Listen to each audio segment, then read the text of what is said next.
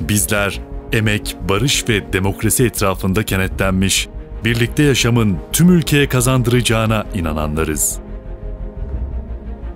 Milyonlar artık barış diyor, kardeşlik diyor, çözüm istiyor.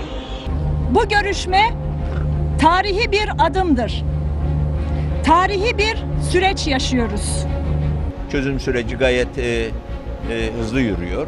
Bu 30 yıllık çatışma sürecini kalıcı barışa götürürken demokratik bir çözüme ulaşmak temel hedefimizdir. Çözüm süreci, adını ne koyarsanız koyun, süreci devamı konusundaki çalışmalarımızdan hiçbir taviz vermeyecek. İkide bir Dolmabahçe mutabakatından bahsediyor. Nereden çıkmış böyle bir şey? Böyle bir mutabakat filan söz konusu değil. Bizler diktatörlük karşısında diz çökmeyen, adalet, eşitlik ve özgürlük için hiçbir fedakarlıktan çekinmeyenleriz.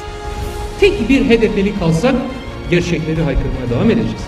Asla buna boyun eğmeyeceğiz. Doğru bildiğimizden şaşmayacağız. Tarihi direnenler yapar. Tarihi direnenler yazar. Bizler ölümü kutsallaştıranlara karşı yaşamı savunanlarız. 400 milletvekilini verin ve bu iş huzur içinde çözülsün.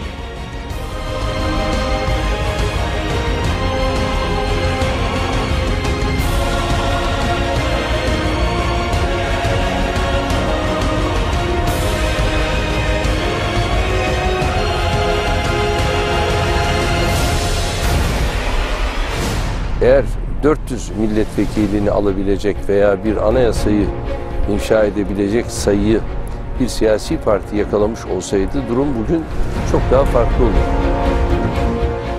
Bizler boyun eğmeyi değil, direnişi sahiplenenleriz.